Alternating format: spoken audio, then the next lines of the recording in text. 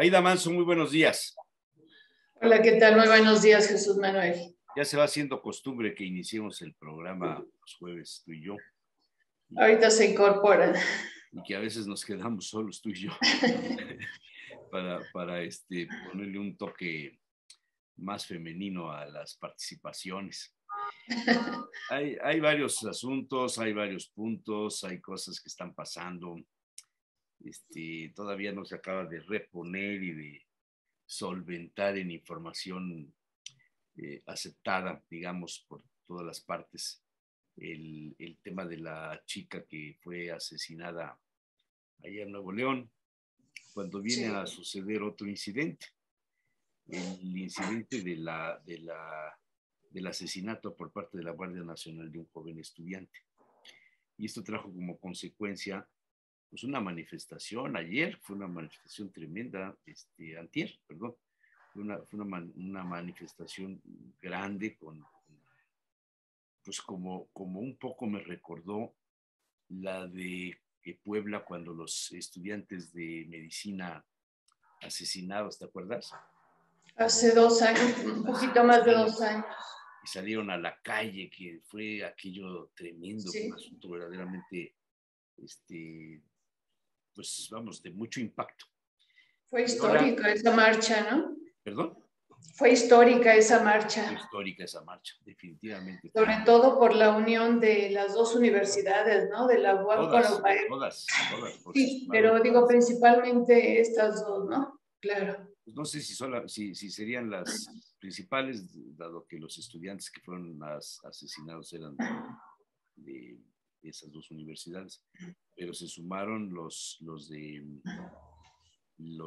la UDLA, se sumaron los de la Ibero, se sumaron algunas universidades de fuera de la ciudad y se sumaron también los conductores de Uber, porque también en aquel momento apareció un conductor de Uber. Sí. Y seguimos ya por no sé cuántas semanas con el tema de la violencia y el de la inflación como elementos de lo que está pasando de manera cotidiana. Esto de la Guardia Nacional enojó mucho a los jóvenes, a los compañeros, a quienes estaban cerca de este joven, que hayan liberado a los responsables de la Guardia Nacional.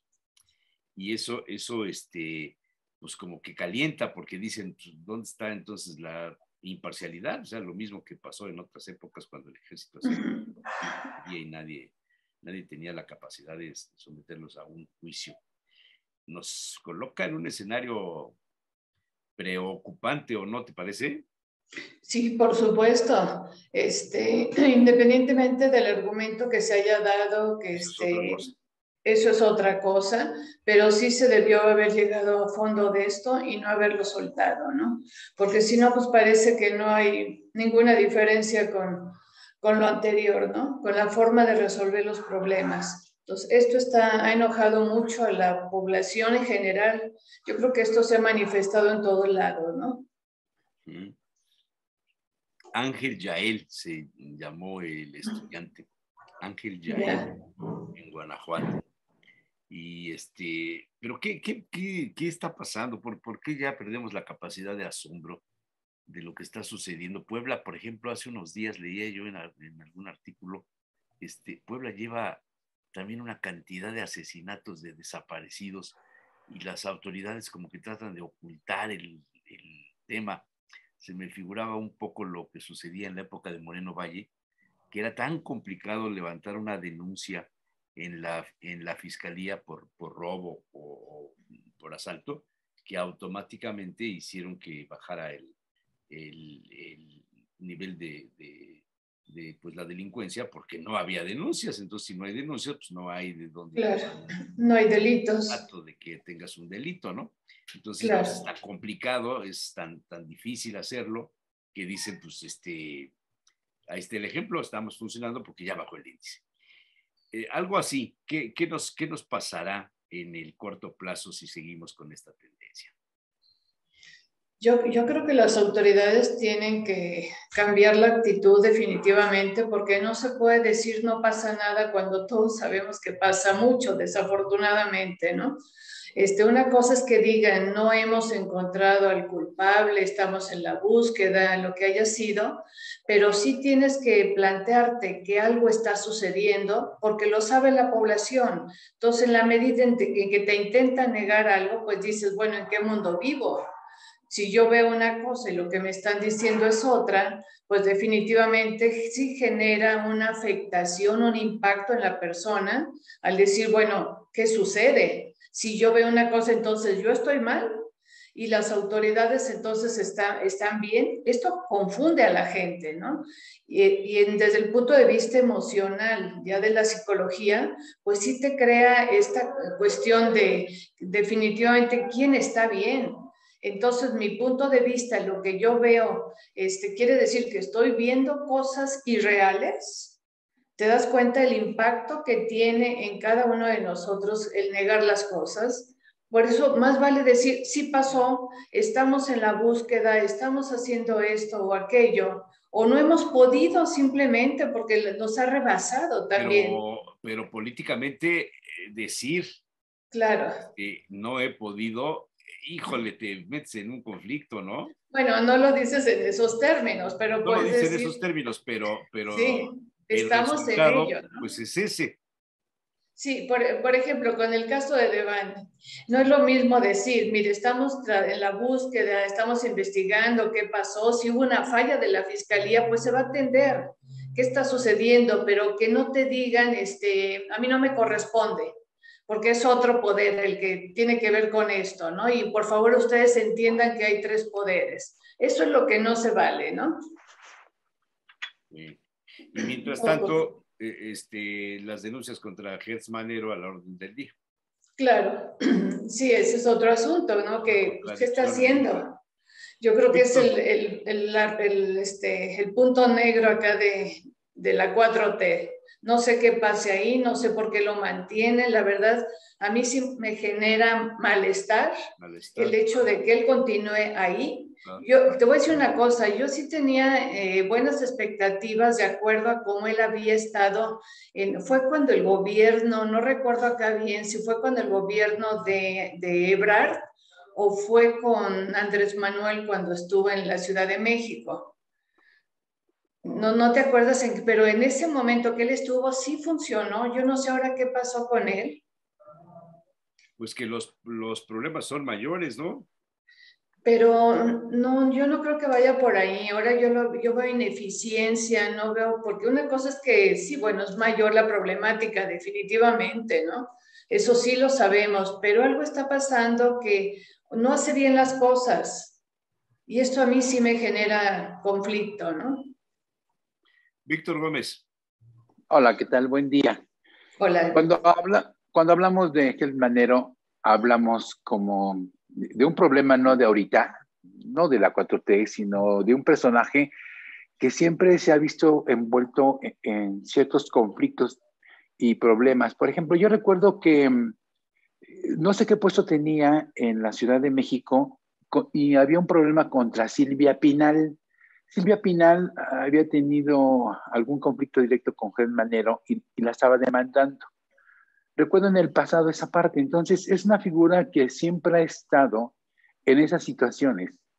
Hoy en día se nota más, los conflictos son más grandes, obviamente tiene más poder. Ser el fiscal de la nación es algo que representa la máxima autoridad en cuanto a justicia, pero que siempre ha venido de tiempo atrás. O sea, no lo recuerdo de ahorita apenas. Es alguien que solamente su palabra es su ley y que no da marcha atrás. Entonces los intereses son cada día más grandes. Si lo vemos envuelto en las cuestiones de la UTLA, pues él está atrás, junto con otros personajes. Si lo vemos ahora contra la familia, igual. Entonces, ellos saben cuál es el fondo, Ahora pero el mismo personaje. contra los nietos de la señora. Sí, sí. Y dices, bueno, ahí hay muchos intereses. ¿Cómo está el teje-maneje? Pues realmente ellos lo saben. Si en el caso del hermano fallecido, Si él era un prestanombre, si el dinero era de él, pues obviamente ellos lo saben y la señora también, Claro. pero que hoy representa pues una riqueza enorme, más todos los negocios habidos y por haber. Pero pues con todo el poder, obviamente él puede manejar a su antojo lo que él quiere. Claro, la pregunta es, ¿por qué sostenerlo? Y siempre estoy repitiendo lo que en el pasado existía. Si lo quitas, le estás dando la razón a todos los que lo atacan. Entonces se convierte en un tema político, no tanto de que sea eficiente, que cumpla o que no cumpla con el tema. Sí, pero en el pasado los otros partidos, cuando un personaje se había envuelto en conflicto, lo desechaban, lo hacían a un lado y porque iba a representar un problema en el futuro político. Entonces esa figura la hacían a un lado, porque no iba a envolver a todo el partido, quien fuera, ¿eh? Hoy en día se sigue sosteniendo a pesar de que nos pueda manchar. ¿Qué sabe él, Gertz Manero, del actual presidente de la República, que no lo puede remover? Se habla que ha habido muchos negocios han en el pasado con ese tema. ¿Qué sabe Gertz Manero de López Obrador que no lo pueden no lo quitar, remueve? ¿no? Sí, y esa siempre es la pregunta. O sea, yo creo que, y estamos en esa lógica. Entonces, yo creo que ahí hay algo que no se quiere remover, mejor vamos en paz, o me sigue sirviendo para los fines que yo quiero, dice el presidente. Estoy especulando, ¿eh? Y entonces digo, bueno, pues la figura me sirve hasta que yo lo pueda desechar o comience a disminuir su poder, pero hasta por lo que se ve, no va a disminuir ese poder. Al contrario, yo lo veo más fuerte a Gertz Manero haciendo lo que él quiere y los ciudadanos nada más somos observadores. Los otros poderes siguen solamente observando. Se habla de 3 poderes en México, que yo nomás veo uno, ¿verdad? Y al son que le toquen, pues van moviéndose. Entonces, yo creo que es el respeto y la fortaleza de las instituciones lo que nos puede llevar a una mejor nación. Antes nos quejábamos del centralismo, de las decisiones, de la voluntad del presidente, del que mandaba, y si se equivocaba volvía a mandar. Y ahora pareciera de pronto que estamos cayendo en lo mismo, o no sé, a lo mejor es una falsa impresión que yo tengo. Sí, yo en el pasado, cuando estábamos en los 70s, en los 80s, eso es lo que se manejaba, ¿no? El presidencialismo que tratábamos como de acabar y terminar a través de las ONGs, porque todo lo que hoy representa el INE, pues representa también intereses de los ciudadanos, pero esa figura ha costado vidas. Hoy en día quieres como sustituirla, quitarla, porque ya no me interesa y regresamos al pasado. Los que vivimos como estudiantes en los 70s, pues obviamente sabemos lo que estamos diciendo y lo que vivimos, y que realmente los movimientos estudiantiles era lo que hizo todo esto que hoy tenemos. Pero yo creo que lo que se ha logrado, lo que se ha conseguido, no debe de retirarse. Yo creo que el movimiento estudiantil tiene que seguir adelante. Hoy está un poco más apagado y hablábamos en el pasado de idealismos. Hoy hay intereses. Y comenzamos a ver todos estos movimientos de jóvenes que decían hay que hacer un cambio. Entonces, el vivir esos tiempos del pasado, pues ya no deben de existir. Costó vidas, hay muchos muertos, se hablaba de lo de Tlatelolco en el pasado, del 68, se hablaba del 72 o 73, y decíamos, bueno, ¿qué pasó con los estudiantes? Y una de las anécdotas de ese tiempo decían, es que desaparecen los estudiantes y los tiraban al mar encadenados. Tal vez como unas historias, ¿no? O los aventaban que yo nunca supe dónde, en un monte donde hay una grieta enorme, como si fuera un abismo, y los tiraban ahí. Anécdotas que yo escuchaba, decían pues muy joven. Los votos que le habían robado a Cárdenas en la primera elección los habían metido en el cráter de Popocatépetl y que por eso se había tapado por eso su explosión en el 94. Bueno, había muchas historias, ¿no? Sí, entonces todo esto que estamos viviendo pues es parte, ¿no? De lo ya conocido. Y yo creo que el presidencialismo pues ya se tiene que terminar. Ya lo vivimos, sabemos qué es. Nos costó 70 años de quitar a alguien permanente, aunque cambiaban de nombre, y dices, pues es parte de esto. O sea, yo creo que ya no debemos de regresar y seguir respetando y ser más justos, porque si no viviremos lo de Hetmanero. Mencionaste ahorita el asunto de la parte electoral. Se le ha dado mucho vuelo, se ha hablado mucho de estos asuntos de las reformas, pero al mismo tiempo se sabe pues que no se puede hacer nada porque ya en el Senado se detuvo ahí la iniciativa de ley, no tuvo mayoría, entonces pues ya no hay manera de que tengas posibilidad de todos los cambios, pero ya se soltó, ya se puso el dedo en la llaga. Y cuando oyes los enunciados, la verdad es que hay algunas cosas que a mí no me disgustan, oye, como esto de quitar a los plurinominales, que me parece que son no sé, como una especie de pesadilla. Hay cosas que no estaría mal, oye. Sí. Tiene su porqué. Adelante. Tiene su porqué. Hace tiempo, aun cuando yo no soy el gran estudioso de la política, decía que los partidos políticos para estar en una democracia deberíamos de tener casi las mismas fuerzas. Y el tener a esos representantes, dices, bueno, esto nos va a dar como el equilibrio dentro del Senado, nos va a dar equilibrio dentro del Congreso, para que no solo un solo partido, a través de los votos y la voluntad popular, logre tener esa representatividad. Y por otro lado, el tener a estos personajes, el decir, bueno, vamos a tratar de compensar, tiene su porqué. Los políticos saben muy bien el por qué tuvieron que haber hecho esto.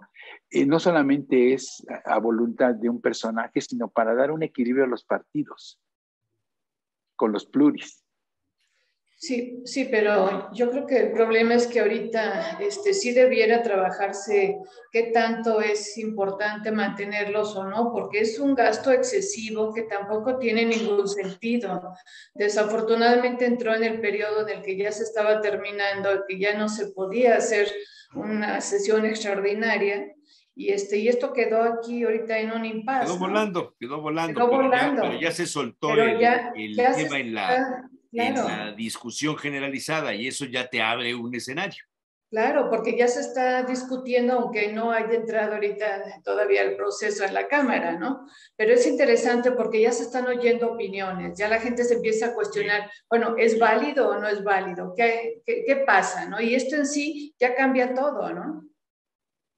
Sí, lo que yo no estoy de acuerdo es que los partidos políticos se pongan de acuerdo, hoy te toca a ti, mañana a mí y así nos vamos. O sea, esto yo creo que ya no era una cuestión de partidos así, de esa manera, sino quienes estaban gobernando en el pasado ya eran los partidos políticos en ese contubernio. Y lo más importante es la decisión, porque perdemos el por qué deben de existir como representantes de una sociedad. Entonces, el decir, tenemos que llevar a un país, a una nación, a los ciudadanos, pues a una mejora de vida, ¿no? No solamente ellos. Y si yo veo el enriquecimiento de los partidos políticos, enriquecimiento que han sido grandes negocios, esos partidos políticos pequeños que son solamente los que tratan de dar como un equilibrio, y si ese es un gran negocio, pues entonces todos vamos a poner un partido porque a todos les dan dinero en millones que cuesta a la nación, a nosotros los mexicanos. Entonces, yo creo que no hay que sobrepasar. Cuando yo escuchaba que decían, es que hay 9 partidos políticos o más, o apenas fue creado para compensar la política y decir, vivimos en una democracia, y que ha habido mujeres representando esos partidos políticos como candidatas a la presidencia en el pasado, dices, pues es un gran negocio. Pero la democracia en México cuesta muchísimo dinero y sabemos quién va a ganar. Entonces, yo creo que a eso sí lo que no debemos de permitir, que haya esos partidos políticos de negocio nada más y que dicen, bueno, yo ya tengo mis votos, deme mi dinero. Aquí en Puebla, pues lo que estamos viviendo con ese partido político chiquito, que tiene muchos años y creo que fue creación de Rafael o amigos de Rafael, que dice, siguen teniendo dinero y se dan una gran vida y se sienten como si fueran los grandes políticos y andan dando bandazos de un lado a otro. Entonces, yo creo que eso sí no se vale. Don Olinto Montiel, buenos días. Hola, muy buenos días, Jesús Manuel, Víctor Ara, buenos días. Hola. ¿Cómo están? Pues aquí esperando tu Perdón por comentario. integrarme tarde. Esperando tu punto de vista de esto. Me vengo integrando. Estamos hablando Disculpas. de el estudiante asesinado, de la manifestación que hubo para protestar porque el elemento de la Guardia Nacional o los elementos de la Guardia Nacional fueron liberados después de que fue asesinado este joven. Estamos hablando de lo que pasó hace 2 años con los jóvenes de medicina que también fueron asesinados en Puebla. Estamos hablando de Hertz Manero, en fin, hoy andamos del tingo al tango. De tutti frutti. Bueno, y lo que y me entero de lo que viene comentando Víctor, y no sé si también sea un poco sobre la iniciativa de reforma. Bueno, Víctor citó ya eso. Sí. Y efectivamente. Pues es lamentable, en parte, refiriéndome a lo del asesinato de los jóvenes, es muy lamentable. Lo que yo sé, porque no estoy muy enterado de las últimas noticias, es de que sí, efectivamente liberaron a un guardia, un elemento de la Guardia Nacional, pero parece ser, no estoy seguro, que liberaron al que no se le probó que hubiese tenido, que hubiese sido el de los disparos. Parece que hay otra persona de la Guardia Nacional en investigación y que de hecho todos los que intervinieron en esa operación o en ese día y en ese lugar están siendo investigados. Hasta donde sé, no ha terminado la investigación. Ojalá, a diferencia de otros momentos muy lamentables de asesinato de estudiantes, como por ejemplo... Asesinato de estudiantes a manos de la fuerza pública. Efectivamente. Que es un agravante más.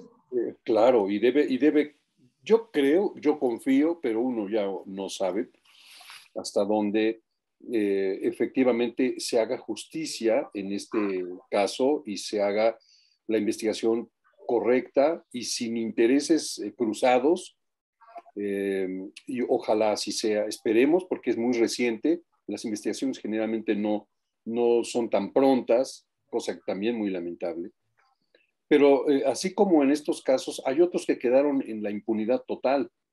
Recuerdo un caso donde también fueron asesinados, no me acuerdo, ustedes me dirán mejor si fue en la Ciudad de México, unos estudiantes que los incriminaron de ser parte del crimen organizado, pero eran estudiantes, creo que del TEC de Monterrey, y así se quedó en ese estigma. Incluso Felipe Calderón dijo que eran parte de una banda de narcotraficantes. Y lo cual después los padres y amigos de ellos dijeron, no, pues eran estudiantes, incluso estudiantes notables por sus calificaciones. Entonces, pues ojalá estos crímenes arteros pues sean investigados. No sé si ustedes vieron unas escenas donde, y creo que fue aquí en Puebla, de un tipo todavía con el uniforme de la Guardia Nacional, peleándose y ofendiendo a unas personas de la Policía Municipal, de una manera muy violenta. Entonces, sí, ciertamente, cuando hablamos de la Guardia Nacional, pues pensamos que todos van a tener, digamos que el pensamiento, la filosofía, el compromiso por el respeto de los derechos humanos de la gente, pero pues seguramente va a haber gente que perteneció a otras corporaciones que ya vienen muy maleados y que no se les va a quitar. No sé si vengan maleados. Lo que sí es cierto es que cuando tú recibes una instrucción religiosa o militar, a los chavos que mandan a los Estados Unidos a estudiar en las escuelas militarizadas, regresan con una mentalidad porque los forman dentro de ese escenario de obedecer, de jerarquizar, del orden, de la institución. Son una serie de cuestiones como las de la iglesia, como las de los jesuitas, que son diferentes a los franciscanos o a los agustinos o a los dominicos, qué sé yo. Como cuando te formas en una disciplina liberal dentro de un grupo esotérico o un grupo, no sé, como le quieras llamar, tienes determinados parámetros que marcan tu vida. Esto, los de la Guardia Nacional vienen del ejército. Sí. Pero no todos, Jesús Manuel. No todos, otros vienen no todos. Yo te digo porque yo he estado cerca de la capacitación de estos grupos y acá hay 2 grupos. Unos son los que vienen del ejército, que son los que traen una formación que no tiene nada que ver con la formación de la Policía Federal. porque se acuerdan que la Policía Federal se integra a la Guardia Nacional. Entonces, incluso entre ellos mismos hay diferencias. Los de la Guardia Nacional a los de la Policía Militar les dicen las vacas, porque estos son los que traen el uniforme blanco con negro, o sea, moteado, ¿no? Y en su composición. Ahorita ya cuando salen a trabajar todos están igual, pero cuando están en la capacitación ves la diferencia. Ajá, entre los que están de verde y los que están de blanco con negro.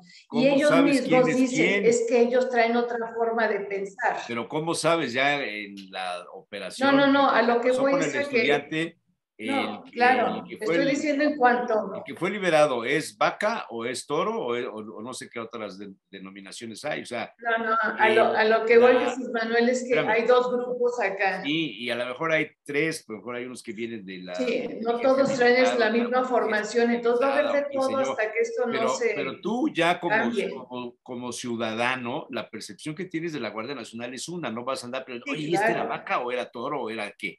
Es una percepción generalizada. Y a partir de eso te formas un criterio que en este caso, pues pagarán justos por pecadores, como en muchas otras cosas de la vida. Claro. Dice que yo lo que creo es que Ara tiene mucha razón en cuanto a que la formación es muy distinta y sobre todo en el plano del seguimiento. Sí, pero ¿cómo sabes quién es quién? Sí. No es que sepas, es la realidad, es lo que está pasando, ¿no? Pero voy a esto, fíjate, el personal del ejército... de otra manera, porque los guardias nacionales que mataron al joven, ¿de qué corporaciones venían? ¿Se sabe? Es que eso, yo creo que ahorita lo relevante es hasta que no se vaya cambiando el sentir, el enfoque que tiene cada uno de estos grupos. Es decir, va a haber gente buena y mala, gente con una formación y con otra. Se tiene que ir puliendo todo esto. No va a ser tan fácil que llegues y les quieras cambiar la mentalidad. Esto lleva años, es un proceso y a lo mejor mucha gente ya no se la puedes cambiar y va a utilizar incluso la Guardia Nacional para hacer lo que quería hacer antes. Y entonces, eso va a seguir ¿valió habiendo. la pena o no valió la pena? A largo plazo, claro que va a valer la pena. ¿Cuánto es largo plazo? ¿A qué le debemos llamar largo plazo? Es que se tiene que ir puliendo todo esto, sí, no hay pero fechas. Cuando dices largo plazo, ¿a qué le debemos llamar largo plazo? Simplemente que ahorita están en formación y entonces sí, pero no me tienen que ir definiendo quién queda y quién no queda. Plazo. Yo creo que no hay manera de saberlo, ¿eh? No hay manera de saberlo, porque no hay un estándar. Pues entonces, si no hay manera de saberlo, que me digan largo plazo, me dejan las mismas. No, pero sí, yo sí lo entiendo, pero fíjate que sí hay que tomar en cuenta eso, porque, mira, el personal del ejército, particularmente en el ejército, el seguimiento de una orden es fundamental. No hay discusión, no admite discusión. Pero en la Policía Federal... Es diferente. Ahí viene, es diferente. Ahí sí se podían dar el lujo de desobedecer a sus autoridades. Claro. En un soldado, un sargento, un teniente, hay de él, y lo saben muy bien, hay de él si no cumple una orden de un capitán. Corren. De un teniente. No, y además les va, pero como los castigan. Yo los vi, porque yo estuve un tiempo trabajando, cada 8 días iba yo a la 25 zona militar, y tuve amistad con algunos sargentos y capitanes, y es impresionante, verdaderamente es impresionante el nivel de disciplina que tienen. En las corporaciones policíacas no. Ahí sí hacen de las suyas, porque hay mucha cochinada entre esos grupos. En la Policía Federal lo sabíamos muy bien. Eran grupos de contubernios, de ganancias en grupos, y ahí había de que cobraban por aquí y todos en un caminito, como en otras corporaciones, porque el que ganaba el dinero era el jefe de sector, el jefe había mucha cochinada, mucha porquería y mucho involucramiento con el crimen organizado.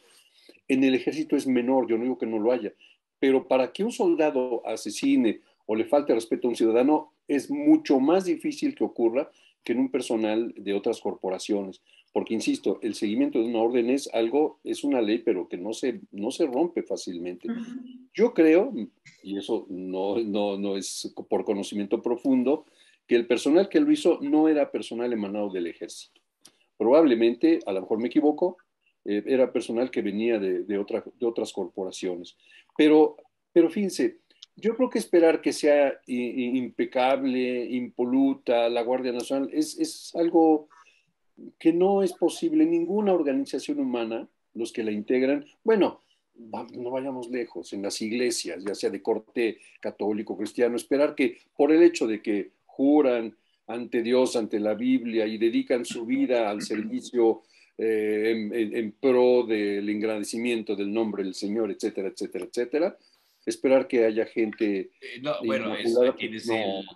tienes a la vuelta de la esquina el caso de los pederastas, pues, sí, de simple. Claro, claro. Y eso existe. A ver, Entonces, pero vamos, no se pierdan en el bosque. Vean la montaña. Vean las montañas. Vean la geografía universal. El tema es que los ciudadanos tenemos una percepción de lo que pasa en relación a lo que vemos que sucede, a lo que escuchamos, a lo que nos están diciendo que pasó. Sí. Hay una nota que leí acerca de lo que sucedió en Guanajuato, donde te ponen el antecedente de que Guanajuato ya era un estado con muchos problemas de inseguridad. Y los ciudadanos se quejaban con el gobernador de la inseguridad. Y ahora los ciudadanos ya no solo se quejan de la inseguridad que viven, sino de la inseguridad que provoca la fuerza pública, la Guardia Nacional. Lo que sucedió con este chavo y el otro herido, el muerto y el herido, que fueron dos, se le consideró una salvaje agresión contra los estudiantes que estaban manifestándose. Hay un muerto y hay un herido. Y después de esto vino una represión de parte de la Policía Estatal de Irapuato contra la marcha feminista que se dio ahí. Esto te arma un escenario más amplio de lo que está pasando en Guanajuato, como lo que sucedió en Zacatecas. ¿Se acuerdan cuántos muertos se amanecieron colgados y los ejecutados y todo eso? Sí. Te decías, ¿qué está pasando en Zacatecas? Ahora, ¿qué está pasando en Guanajuato? Guanajuato es un estado del centro del país, muy ideologizado, con una abundancia en inversiones internacionales tremenda, controlada normalmente por las fuerzas ideológicas del PAN. En esa zona es en donde se dan los orígenes del sinarquismo, de la cristiada, de toda esta serie de... Hay muchos funcionarios que llegaron a Puebla en algún momento dado de Guanajuato, de los gobiernos de Guanajuato, y que trabajaban cuestiones de seguridad y de vigilancia de cámaras, de todas estas cosas. Algunos de ellos están por ahí refugiados en alguna institución privada, que no les doy más datos, ¿para qué? En el caso bien. Pero te habla esto de que los gobiernos en Guanajuato han enfrentado el tema de la inseguridad. Le llamas a la Guardia Nacional para que te ayude, que sea un coadyuvante, que me parece que es una de las funciones de la Guardia Nacional, a controlar la delincuencia, a disminuirla, a terminar con el huachicol, a terminar con el secuestro, con el asalto, qué sé yo.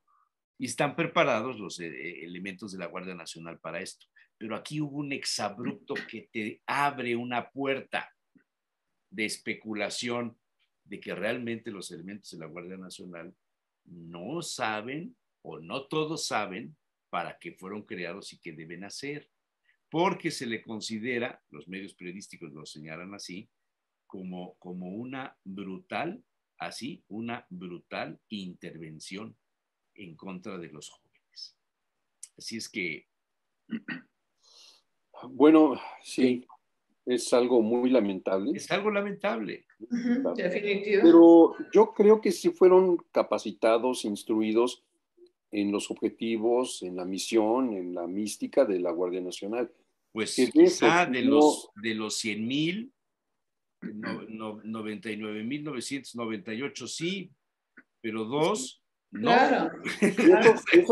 Esos ensucian al 99. ¿Qué es la noticia? La mala actuación. La noticia es que un perro muerda a un niño o que un niño muerda a un perro.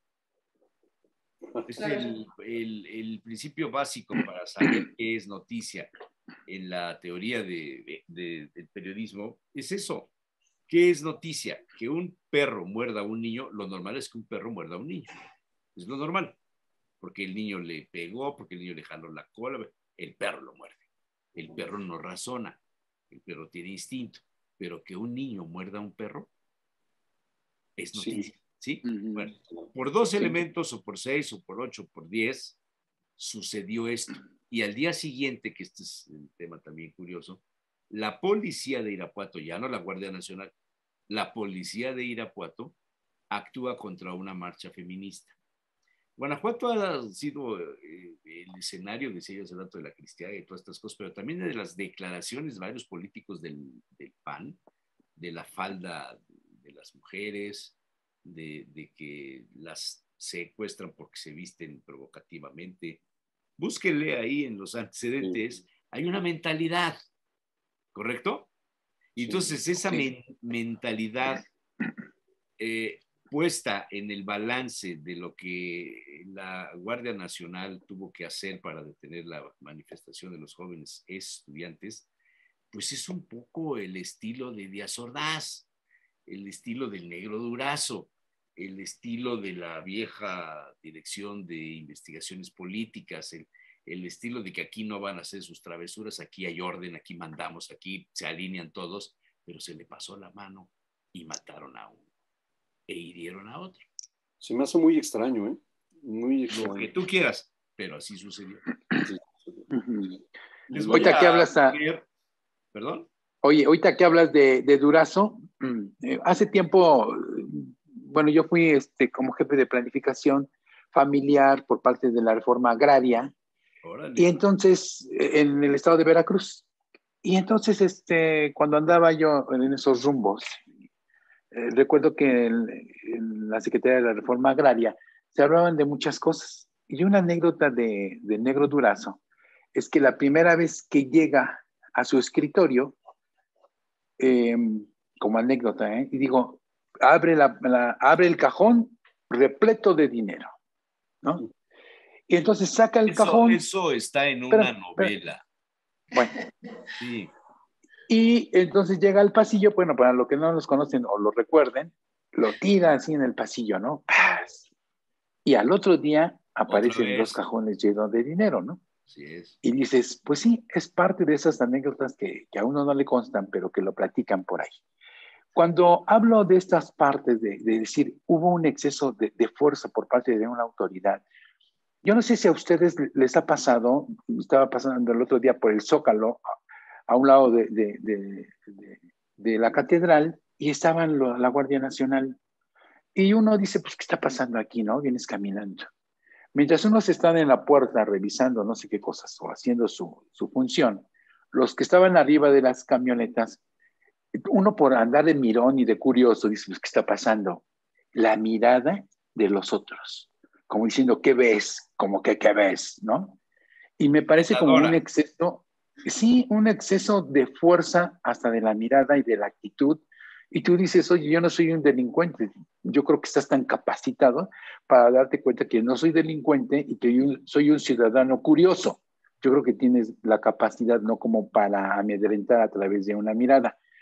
Yo creo que el exceso de la fuerza es lo que está presente en ellos.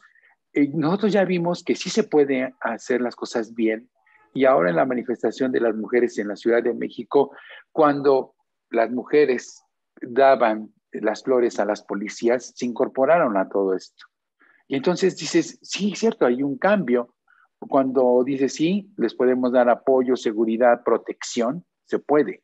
Pero cuando viene ese exceso de fuerza, vemos, ¿verdad?, cómo asesinan a estos jóvenes de Guanajuato, y dices, oye, no venían armados. Fue uno solo.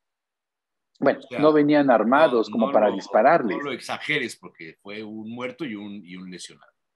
Bueno, pero es un exceso de fuerza, ¿sí? Sí, y si comenzamos a poner... A ver, ¿para qué es la fuerza pública? ¿Por qué se le llama fuerza pública? Porque está considerado como un elemento de resguardo de la integridad, de la identidad física de todos los ciudadanos de un Estado.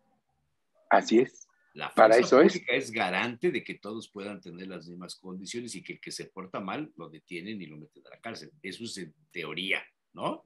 Claro. práctica es otra cosa. Pero no para sacar un arma. Por eso digo yo, ¿cómo sabes si los que intervinieron eran vacas o eran de otros? Porque sí, la formación militar es diferente a la de la formación de la Policía Federal de Caminos o a la Policía Municipal.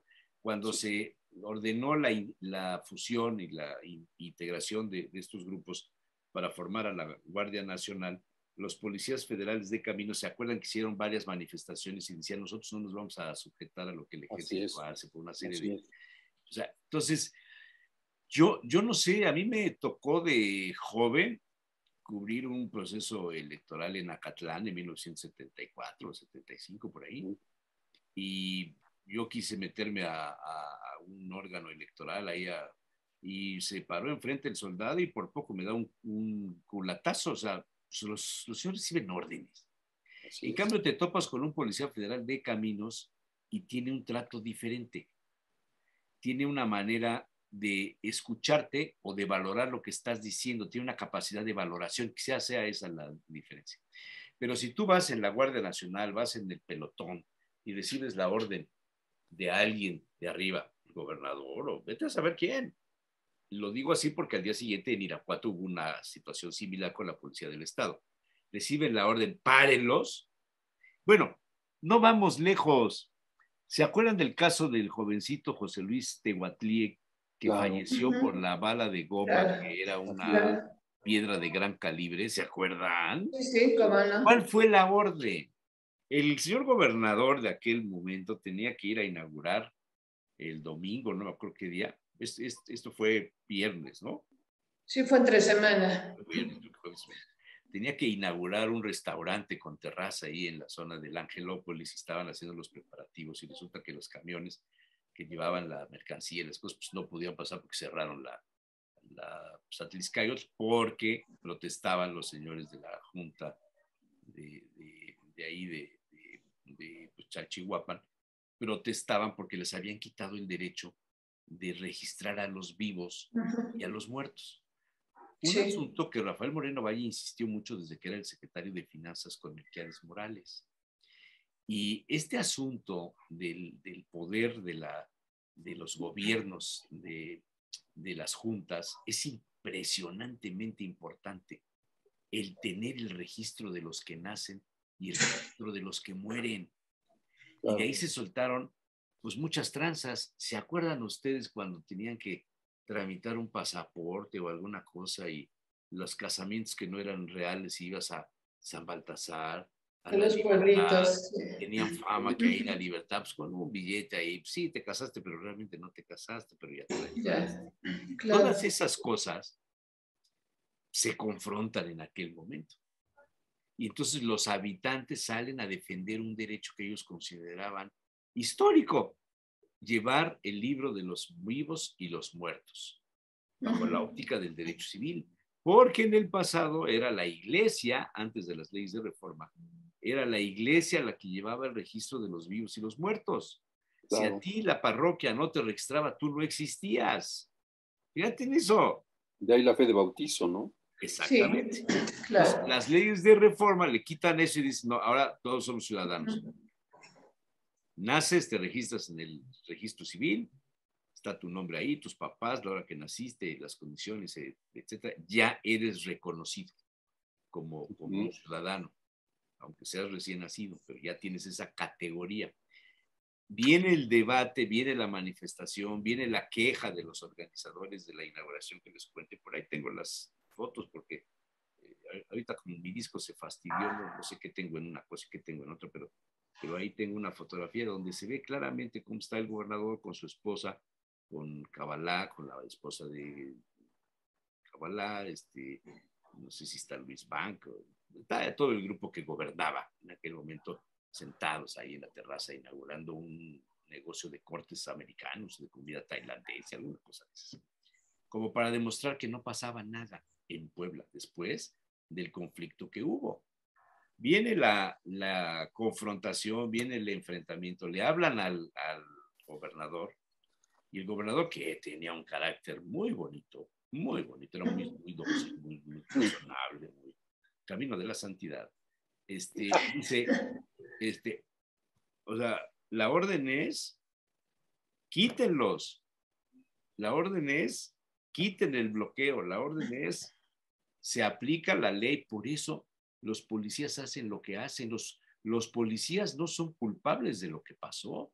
Los policías obedecieron las órdenes de Facundo Rosas y de los encargados de la operación en aquel momento, porque era una mancha terrible para el gobernador que le hayan cerrado la Atliscayot, cuando los inversionistas, los proyectos, todo el rollo. La orden es esa. Para eso es la fuerza pública. Aquí el tema está en diferenciar si la fuerza pública o la Guardia Nacional se debe usar para caprichos personales o en beneficio de la sociedad. La pregunta es, ¿a quién vamos a proteger? ¿Al ciudadano o a los otros? O sea, es al ciudadano. O sea, el policía, la Guardia Nacional tiene que proteger al ciudadano y de buen modo. Sí. Pero además hay una cuestión, hay una ley, ellos aprenden, toda la policía y demás, tienen que sujetarse a la ley de la fuerza, que tienen del uso de la fuerza. Es decir, no puedes utilizar un arma cuando es cuando hay una manifestación o algo así. Tienes que ir utilizando en función, primero, de la seguridad de todo el grupo que va ahí. Segundo, si hay una confrontación, ya también existe dentro de esta ley, hay el uso mínimo de la fuerza. Depende de qué se esté dando. Primero es la contención. Por eso digo que esto salió totalmente de la formación de todo el personal, tanto policíaco como ejército, porque tienen que regirse con esto.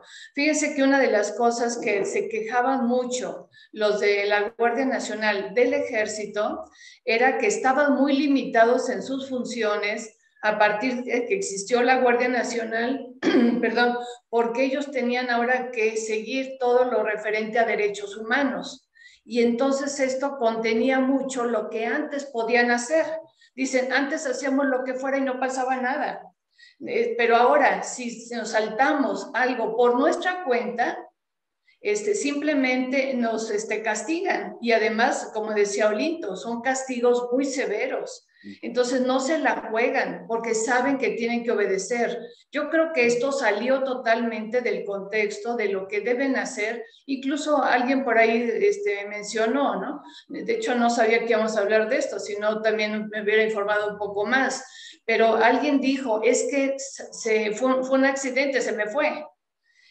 Creo que las cosas totalmente, no podemos decir que sea la actuación, y creo que como algo que inicia, pues va a tener que haber una serie de errores hasta que se vaya conformando adecuadamente, ¿no? Porque estamos hablando de seres humanos, no de máquinas. Entonces tiene que haber un convencimiento también del buen hacer de cada una de las personas, ¿no?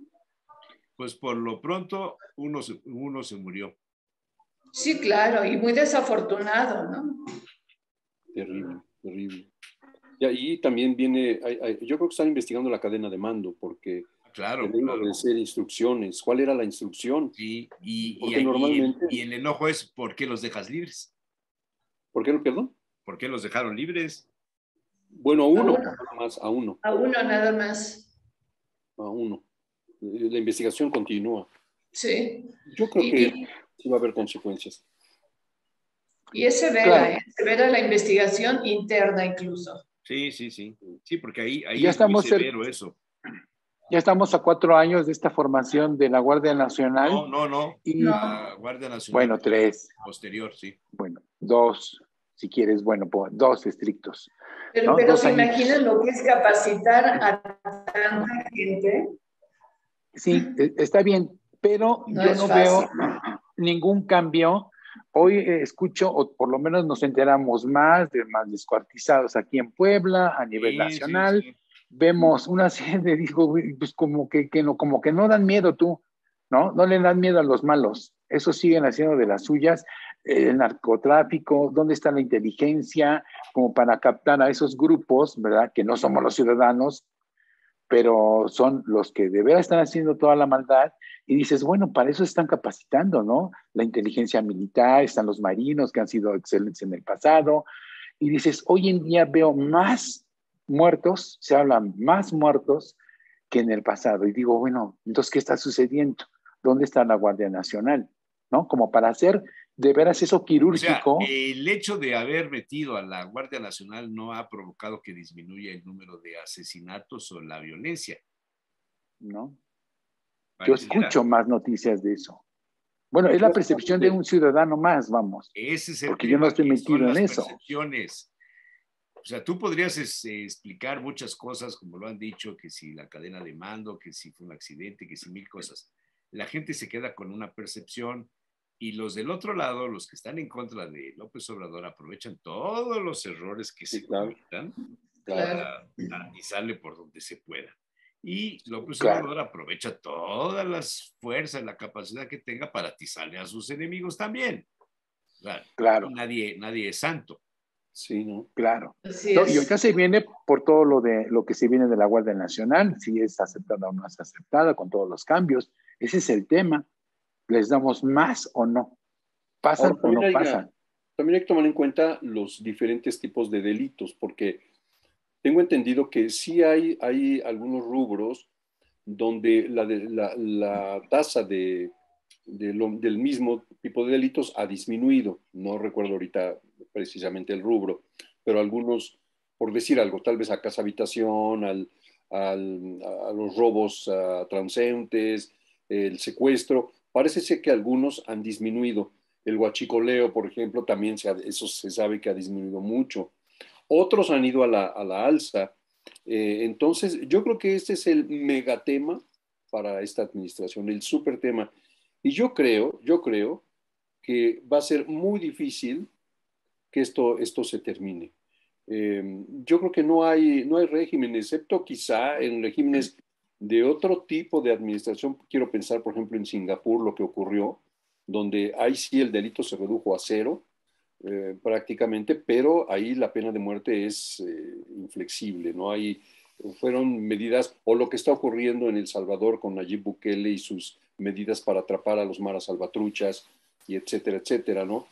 Con medidas que están protestando organizaciones de derechos humanos, y aún así él dice, pues entonces llévense, si tanto los quieren, llévenselos a su país, ¿no? Porque está teniendo medidas también muy severas. Yo creo que Andrés Manuel, esta es la papa caliente, la piedra caliente, que no, aún terminando su administración, no se va a acabar. Los feminicidios no van a terminar porque van mucho más allá de las medidas que se han implementado. Claro. ¿Y cuántos años llevamos de marchas feministas? ¿Cuántos años llevamos de foros, congresos, organizaciones no gubernamentales, medidas, políticas públicas? Y no disminuye ni aquí ni en ninguna parte del planeta. Eso es algo muy lamentable porque sí plantea un enigma para, no nada más para el gobierno, para los estudiosos en diferentes temas de ciencias sociales. ¿Cómo? ¿Qué es lo que está pasando? Porque este tipo de delitos no va a la baja, o sea, al contrario. Y aquí hay que ver, por ejemplo, organizaciones del crimen organizado, quiero decir, mundiales, por ejemplo, las bandas de trata rusas, polacas, italianas, no se diga las mexicanas, por supuesto. Es algo, híjole, terminar con eso es casi utópico. Entonces ya no hubo cuarta transformación.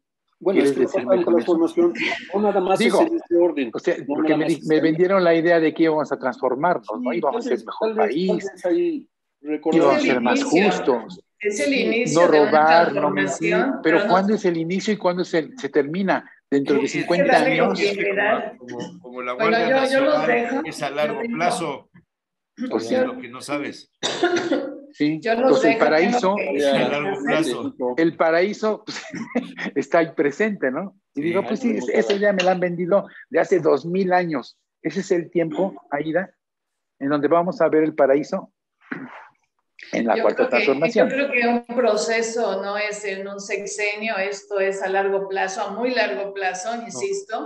Esto es el inicio y se dejan las bases para que se pueda continuar simplemente, pero no eso puedes es lo que decía hacer... Salinas también, había que dejar las bases para el desarrollo. No, pero ahí era otro concepto. Dijo Miguel Alemán, hay que dejar las bases para el desarrollo estabilizador. Y lo dijo López Portillo. Pero no es de decirlo, es de dejarlas. Eso, pero pues es que para mí los discursos son exactamente iguales, yo no le noto diferencia en las... Para mí este es un discurso muy parecido al del viejo Bueno, PRI, yo los tengo que dejar porque tengo clase. al PRI de hace 40 años. Pues, muy Nos parecido. vemos. Muy Pero bien. Nos vemos la próxima Chao. semana. en fin, Ok.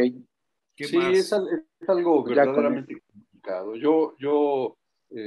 Es algo que me parece que cuando Andrés Manuel decía, y muy alegremente, y yo sí creo que con muy buena voluntad, que iba a disminuir todo este tipo de delitos, yo decía, ajá, ¿y cómo le va a hacer? No hay manera, porque te digo, excepto Singapur, yo no conozco país que con todas las medidas que puedan implementar o hayan implementado, hayan ya llegado a cero feminicidios, solamente en el tema de los feminicidios. No hay. Eso es algo, yo no sé si sea consustancial este tipo de monstruosidad en los seres humanos. No hay manera de eliminarlo. Y la violencia humana, no hay manera de eliminarla. Ya decía, y por ahí salió ahorita, ni siquiera en las comunidades espirituales. En las comunidades espirituales donde se enarbola la bondad, el, el, el, el ver por el prójimo, etcétera, etcétera, tampoco. Y es donde a veces hay monstruos de tamaño considerable. Entonces, ha habido experimentos en psicología social que han demostrado humana, los actos, la conducta bárbara, puede darse incluso entre personas que nos consideramos, digamos, fuera de esos ámbitos. Y eso ya se demostró con diferentes experimentos, que en 2 o 3 días la gente cambia. Y si tiene poder y la posibilidad y la potestad de actuar sobre la conducta de otras personas, lo hacen. Lo hacen.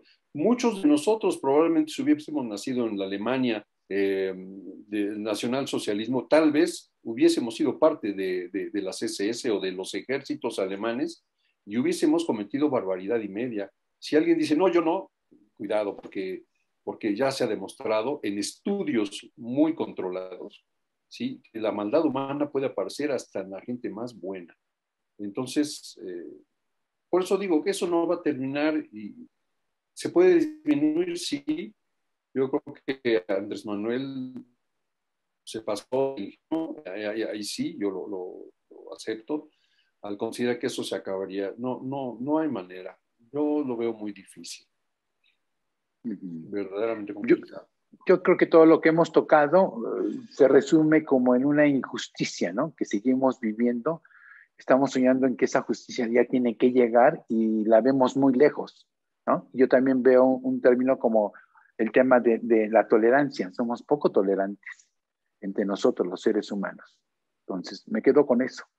Y el tema en general es la injusticia que sigue reinando en México, en Puebla. En fin, Por cierto, con eso, ¿vieron el asunto de la estatua del gobernador? así como no.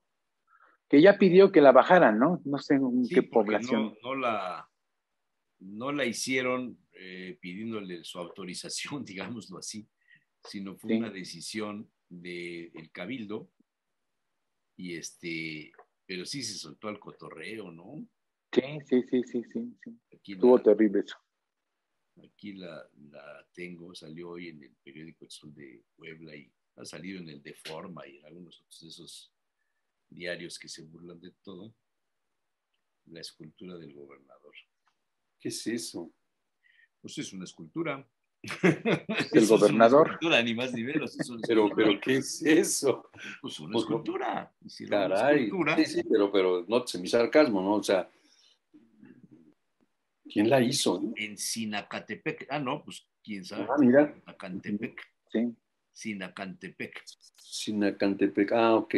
Ya. Ahí es en donde la levantaron y ya luego Barbosa dice, el 3 de mayo en la noche, dice, esta noche me enteré de la reciente colocación de una estatua alusiva a mi persona colocada en la explanada de la presidencia municipal de Sinacatepec, lo cual fue resuelto por acuerdo de su cabildo.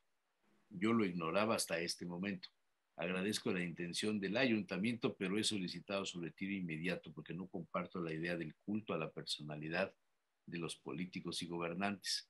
Me considero una persona madura, seria y responsable. Soy un hombre congruente, dice de sí mismo el gobernador. Sí. Y eso tiene que ver con lo que él habla, ¿no? De que Casa Puebla abierta para los poblanos, ¿no? O sea, en una apertura y dejar de poner ídolos. Ujú. Sí. Pero a ver, En fin. ¿ustedes están de acuerdo en que a los políticos, a los notables, a los ciudadanos, a la gente que ha trascendido en la sociedad, se le haga una escultura? No, o sea, Yo el no lo hecho de veo haber hecho mal. tantas esculturas del municipio, pues No, como que yo no lo veo pero tan bien. en términos generales, Ah, ¿no? En el mundo, pues, las esculturas de los reyes, hay una colección de esculturas en la Plaza de Oriente en Madrid, ahí frente a la ópera, frente al Palacio de Oriente. Están en ese jardín todos los reyes de Madrid y de España, todos, hay esculturas de todos, no sé si son 20 o 30. Ujú. Nadie se queja, pues es el de tal época, el de tal época, el de tal. Pues, no hay de los reyes del siglo XX. Ajá. ¿Sí? Como que las esculturas debían ser para los muertos y no para los vivos. Yo creo que sí.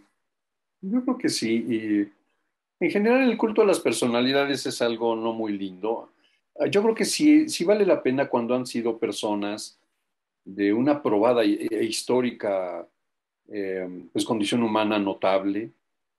Eh, pero eso con el tiempo se va conociendo porque apresurarse a poner una de un gobernador y en general de un político pues es algo a veces hasta como de risa, ¿no? Pero en cambio de benefactores, de gente Como que se le chispoteó. sí, sí, sí, quisieron quedar bien en Sinacantepec, pero pues además la escultura misma pues es muy pobre, ¿no? En cuanto a cuestiones estéticas.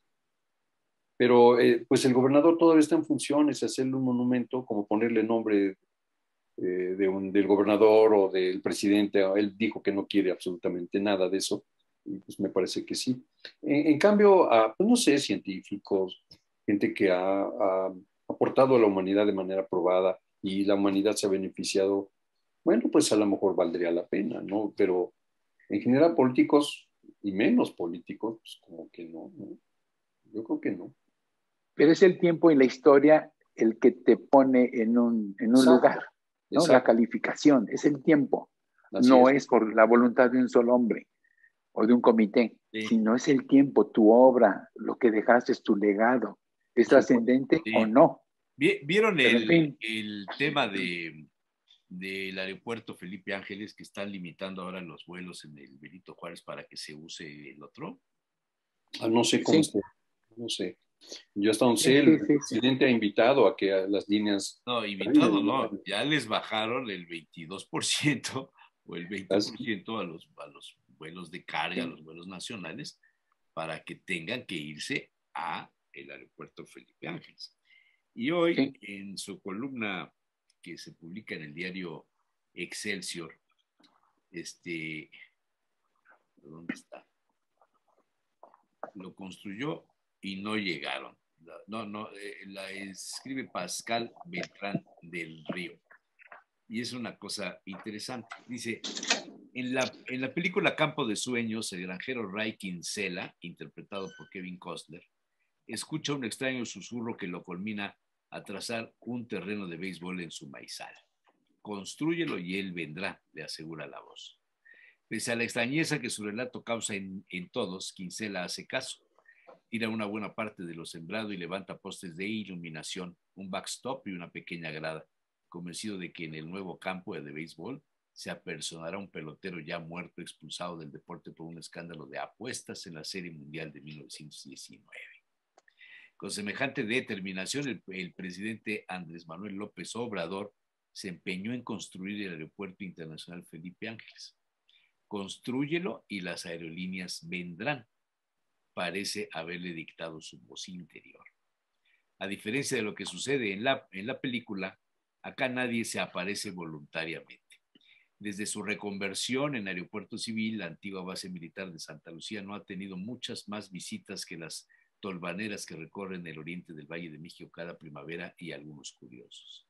No es un problema del edificio terminal, igual que el parque de béisbol de Kinsella, parece estar bien construido. Lo que pasa es que se encuentra, como Iowa, en medio de la nada.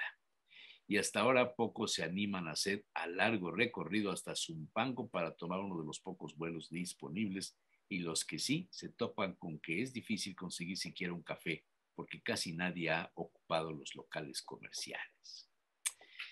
Es un asunto que nos debía de preocupar, ¿no? Pues es lamentable, porque aparte de, vamos a suponer que esté ubicado en la nada, lo cual creo que es un poco exagerado,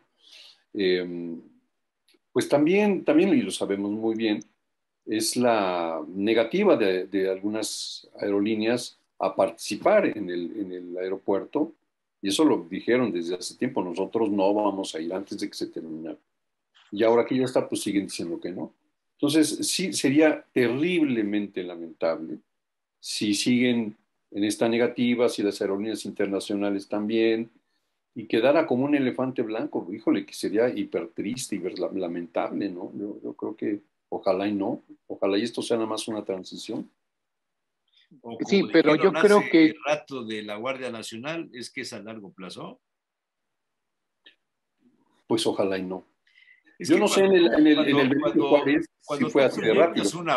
proyectas una obra, pues tienes que contemplar una serie de atributos, de condiciones, de factibilidad, de no sé, muchas cosas. Y acá lo que dice este director editorial del diario Excelsior, Pascal Beltrán, Beltrán. es pues que pareciera ser que no se calculó, sino simplemente alguien en un sueño le dijo: tienes que hacer el aeropuerto ahí y los vuelos vendrán. Y resulta que los vuelos, Air France por lo menos ya dijo públicamente que no, Aeroméxico no está dispuesto a cambiar nada porque tienen prácticamente ocupado toda la T2, los vuelos internacionales de KLM, de American Airlines, de Iberia, todos esos bajan en la T1 y no están dispuestos a irse, porque tú imagínate que llegas, me lo contó un amigo que ya usó el aeropuerto, imagínate que llegaras en el vuelo que sale de Madrid a las 11:55 de la noche y vas a llegar al aeropuerto Felipe Ángeles a las 4 de la mañana, 4:30 de la mañana. ¿Y qué haces? Dice él: yo no llegué a esa hora, llegué más tarde, pero de regreso llegué a las 5:00 de la tarde y no hay absolutamente nada, no hay un café, no hay una torta, no hay un... Están los baños, muy bonitos, está el aeropuerto, muy bonito, pero no hay taxis. ¿Cómo te trasladas a la Ciudad de México? ¿Cómo te trasladas a Puebla? La Estrella Roja y el ADO tienen, creo que, 3 corridas diarias. O sea, si no te pega en una de esas, ¿qué haces ahí parado en medio de la nada? No, pues terrible. Pues eso es una cosa que de entrada debes de pensar cómo vas a comunicar al aeropuerto con el mundo local, con las ciudades, con Puebla, con Toluca, con la Ciudad de México, etcétera, ¿no? Sí, ojalá rápido esto se solucione, ojalá, por el bien del país, o sea, Pero va más allá de Andrés Manuel. no depende de que se solucione por el bien del país, sino que depende de que las aerolíneas son un negocio. Exacto. Y al ser Y un además, negocio, las aerolíneas tienen la capacidad de decidir dónde quieren volar y por qué quieren volar ahí. ¿No te parece? sí, pero me parece extraño, no sé ustedes cómo lo vean, porque se supone que el aeropuerto Benito Juárez ya tiene una saturación terrible, ya había Sí. incluso avisos de que ya era muy peligroso porque era tan pegado un vuelo con otro que ya ponían en riesgo la seguridad de los pasajeros y de la gente, ¿no? De los alrededores. Entonces ahora resulta que no, o sea, no importa el peligro, yo me quedo acá porque pues, ¿no No, será pero que también sí por importa dólares? nada más que ya por decreto presidencial el 20% ya son un peligro. Es todo un... Pues sí, Hijo. pues, sí, ojalá y esto sea nada más transitorio y se solucione porque sería terrible, terrible, terrible. Más allá de que sea de Andrés Manuel la obra, no, va más Pues es allá. que Yo es creo mucho que dinero. mucho dinero, sí. y Ojalá, yo como creo dice, que tiene que ver con con la conciencia de los mismos empresarios. Mira, por ejemplo, hoy en la mañanera estaba viendo, fue gente de Bimbo, fue gente de Walmart, a solidarizarse. Dijeron, bueno, nosotros estamos en apoyo para disminuir la inflación. Hay un apoyo intencional. También Carlos Slim ya se manifestó que no va a subir las tarifas en los servicios telefónicos. O sea, hay un apoyo. Más allá de que sea Andrés Manuel o no, igual que cuando Miguel de la Madrid, los pactos, por eso. igual que con Salinas, los pactos, igual que con López Portillo, los pactos económicos. Sí, es pero una repetición porque no hay nada nuevo, pues es la formación de los que están ahí. Todos fueron formados con la misma vara. Pero ahí yo creo que hay una diferencia, ¿no? En otras administraciones había como más carga del beneficio al empresariado, el beneficio a todas las grandes compañías. Ahora con lo del aeropuerto de Texcoco, el proyecto pues se perjudicaron a muchos intereses. Yo creo que también hay que tomar en cuenta ahí los que conducen para allá, ¿no? O sea, ahora el berrinche de aquí no me muevo. ¿No será también Pero no es solamente berrinche, Olito. ¿Tú dónde tienes tu consulta? Aquí en casa. ¿Por qué la tienes ahí? ¿Por qué no estás en Angelópolis? ¿Por qué no estás en Solesta? ¿Por qué no estás en Lomas? Sí, me he querido mover, pero... No, espérame. ¿Por qué? Por economía también. Sí, pues, entonces... No, y tienes razón. Para ti ir a tomar el aeropuerto, el avión, el que sea, a donde tú quieras, al aeropuerto Benito Juárez saliendo de Puebla te cuesta 300 pesos, ¿no? 280, 300 pesos. Bueno, con el 50%, alrededor de eso. A los del Insabi nos sale más barato. Sí, claro. Y de regreso lo mismo. Te cuesta muchas veces el taxi otros 80 pesos, ¿no? Sí. De la plaza esta, no sé cómo se llama, que no me gusta. Me gustaba la de la 4 Poniente porque estaba en el centro. Entonces, ajá. A mí sí me gusta. Todo esto hace que te cueste más, aparte de tu boleto. Vas a volar a Aguascalientes, a la feria, vas a volar a Zacatecas, o vas a volar a Cancún o a Mérida, o qué sé yo. Y aparte tienes que ponerle los 600 pesos del transporte de ida y vuelta al aeropuerto, más el taxi que vas a usar de la terminal de tu casa a la terminal, si es que no tienes quien te lleve. Y al revés. Y llegando a Mérida, los taxis no son baratos porque no es el aeropuerto, está fuera de la ciudad de Mérida. Entonces también, a no ser que vaya una amiga por ti, te lleve, etcétera, tienes que pagar. Todo esto son gastos. Sí. Pero hay taxis. Hay corridas de la de hoy de la Estrella Roja para acercarte al aeropuerto. Pero en el caso del Felipe Ángeles, no hay taxis. No desayunaste, te paras en cualquier negocio de la T1 o de la T2 y te tomas un café y un churro o una torta o lo que sea. Cada 2 metros hay uno. Sí, en el Felipe Ángeles no hay nada. Entonces dices tú, aerolínea, le voy a vender mis boletos a los futuros pasajeros. ¿Y qué les ofrezco? ¿Más caro? ¿Y no hay servicios? Ese es un problema. Muy grave, sí, un problema complicado. Y te digo, ojalá... ¿No, doctor? Sí, yo creo que a nadie puedes obligar y no puedo decretar que ahora me vas a venir a ver a mí. Y tal vez esté más lejos y no puedes tú hacer un decreto como lo estoy escuchando que lo quiere hacer el señor presidente. Si el Aeropuerto Internacional de la Ciudad de México ha funcionado a pesar de que ya está saturado y las noticias así lo hablan, no sé si es verdad o no, pero tú no puedes obligar ahora que vayan todos a la AIFA. Si las aerolíneas, y como bien lo dicen, este es un negocio, y dices, bueno, Air France dice, yo no me conviene llegar a la AIFA, porque está muy lejos, porque todavía no está bien terminado, por lo que gustes y manches, porque no está muy seguro. Yo le tengo que brindar seguro sí. A mis pasajeros lo mejor y la mejor comodidad.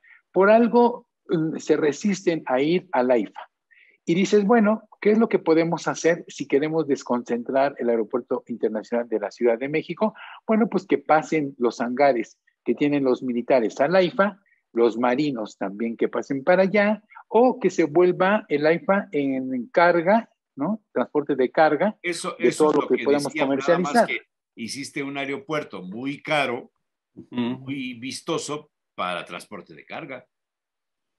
Bueno, tan vistoso no, ¿eh? O sea, todavía le falta. ¿Ya lo Todavía le viste falta tú? mucho. No, pues nunca he ido. Pero digo, o sea, Hay que por ir lo un que día, veo, nos organizamos y hay vamos que... a ver. Vamos un día. Entonces, lo que yo veo en las noticias, en los videos, digo, bueno, pues más o menos está bien. Si lo comparo con otros aeropuertos internacionales, ¿no? Y digo, no, todavía le falta mucho. Entonces, ahí hay algo que solucionar y no puedo obligar a las aerolíneas comerciales a llegar a la IFA. Por algo no quieren llegar, ¿sí? Por lo que gustes y mandes. O sea, no somos conocedores, pero yo nada más veo la reacción del ciudadano, del consumidor y los que proporcionan esos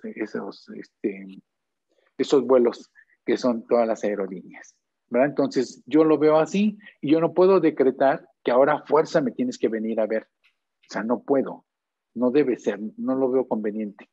Pues fíjate que yo Y creo que... yo ahí veo riesgos serios Sí, porque sí, además sí, sí, sí. la calificación que México tiene en relación a los aeropuertos bajó Bajo. y no la hemos recuperado. No la hemos Sí. recuperado. Entonces, eso sí los debe de tener preocupados. ¿Cómo La no? IFA, mira, la IFA se hizo en tiempo en el que dijeron, salió, no sé si más caro o más barato, eso no tengo el dato, a la mano por lo menos, pero se hizo. Pero el problema es que no vino a solucionar las necesidades. O sea, hay un aeropuerto, pero no está solucionando la problemática por la cual se pensaba que había que construir un nuevo aeropuerto. Yo no digo que el de Texcoco hubiera resuelto todo, no lo sé. Mis amigos pilotos me decían que el aeropuerto de Texcoco estaba diseñado para 50 años y este está diseñado para 20. No sé si esto es cierto, ¿Quién sabe? pero el caso es que si en este momento no puedes usarlo porque no tiene las condiciones ideales, pues es una mala inversión. Pues hasta ahorita parece ser que apunta al peligro de que así sea. Sin embargo, fíjate que yo creo que si hubiese gente, güey, ya la hay, gente con visión de arriesgarse a poner un negocio, por ejemplo, a lo mejor tuviera uno el capital necesario y los medios, ir a poner un buen restaurante ahí, oye, porque con la esperanza de que eso va a Pero funcionar. ¿tú crees que la gente que va a ir tiene el dinero para consumir en un buen restaurante? Todos los restaurantes y las tiendas de los aeropuertos a Es nivel carísimo, muy mundial, caro. son las más caras de todo. Por eso hacen Carísimo. los duty free para evadir el impuesto Así para que es, puedas comprar ahí, es un negocio. ¿Por así es. qué? Porque la renta del espacio en el aeropuerto es más caro que en cualquier otra calle de la ciudad donde estás. Sí, sí, sí, sí, sí, sí. En fin. Pues así es, en el aeropuerto internacional, el Benito Juárez, todo es hipercaro. Un hot dog te cuesta 80 pesos, hazme el favor, ¿no? O sea, de por sí es muy caro, ¿no? Entonces yo creo que Pero sí, en todos los mejor la señora de aeropuertos, las... no es En todas exclusivo de partes. ahí. No, no, no, así es, en todos. Por eso digo, pero entonces, pues, ¿por qué no bajo esa misma mentalidad y abrir un restaurante, por pequeño Pues, que a sea? ver, los inversionistas invierten donde hay negocio, donde van a recuperar, donde pueden generar ganancias.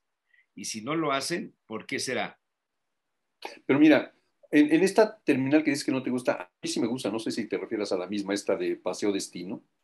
No, Este, no es que no me guste la instalación, sino que no me gusta el que está muy lejos. A mí me gustaba ah, la de la Cuatro Poniente, que quedaba fíjate que a mí me queda más cerca, ¿no? A mí me quedan cerca. a ti, por A eso mí, ahí sí, ya interviene el asunto de cada uno, sí, sí. Pero mira, yo a lo que voy donde es que cuando vives. se inauguró, cuando empezó todo estaba desolado. Decía, híjole, esto no va a arrancar, o sea, porque no había dónde tomarse un café tampoco. Ahora vas y ya hay por lo menos 3 lugarcitos donde te puedes echar un sándwich, un cuernito con jamón y un cafecito y empieza a ver cada vez más. Poco a poco los locales que están alrededor se empiezan a llenar, ya hay más locales ocupados. Ojalá, y de deseo de veras que así sea, por la mega Tienes inversión el que se servicio hizo. de taxis. Entonces, al tener el Sí, servicio de taxis, estás comunicado con el resto de la ciudad, ¿no? ahora fíjate, porque no será negocio para los permisionarios meter taxis allá, Porque sí hay transporte, pero no es hay que taxis, no como leíste dices. que Ahora imagínate el decreto presidencial prohibió que entraran las redes de taxis de los Ubers y de todo eso. Se lo dieron en concesión solamente a un grupo. Pues es que todo está complicado, todo viene ahí de, no sé cómo decirlo, pero sí hay cosas que no trascienden muy bien, man. Pero bueno. Oye, Víctor, yo pues van a tenía tener que ir a un hacer tema por ajustes, aquí. ¿no? ¿Perdón? No, digo, van a tener que ir haciendo ajustes porque si no Pues se vayan para abajo. Tienen que hacer. Víctor, tenía yo un tema por aquí desde la semana pasada. Hay muchas notas de alarma de lo que está pasando con la hepatitis infantil. Y en Estados Unidos hubo creo que un caso o dos, y bueno, la alarma generalizada. En España ya van varios. Y ¿qué hay de esto? ¿Qué se sabe de la hepatitis infantil? Bueno, hay que recordar que hay hepatitis A, hepatitis B. Y de por sí, pues sí, hay que tener mucho cuidado porque le pega al hígado y lo lastima. En cuanto hay otra, que es el C, que lo transmites a través de sangre. Entonces ahí comenzamos a ver un daño mayor. En esto de cuando es infantil, obviamente, pues nos pone en alerta máxima porque es de los niños, pero es todo un proceso de infección que sí va a dañar al hígado y que tiene que ver el hígado con todo lo que limpia de la sangre. Es nuestro gran filtro. Entonces ahí, esa hepatitis lo que hace es una autodestrucción de los glóbulos rojos y libera la bilirrubina y te pones color amarillo. Pero este proceso que está ahorita, pues sí hay que tenerlo muy en cuenta y comenzar a tener como nuestra precaución. Entonces, en los pequeños sí llega a ser pues algo muy delicado y que se está teniendo con más frecuencia. Entonces, sí debemos de alertarnos, pero sí causa pues un mayor daño y posiblemente la muerte porque es en este órgano tan vital para nosotros, sí, todo eso porque está muy limpia la bien, función. pero ¿por qué se habla de una hepatitis infantil? O sea, ¿quiere decir que esta es una enfermedad nueva? No. O sea, no es nueva porque ya se ha reconocido, pero que ahora este grupo principalmente le está afectando. Por eso es que A se los está niños. propagando y dices, hay que... Sí, ¿Y cómo se contagian los niños? sí, a través de esta vía que ya he comentado, por vía sanguínea, y que a diferencia del A y del B es a través de la ingesta.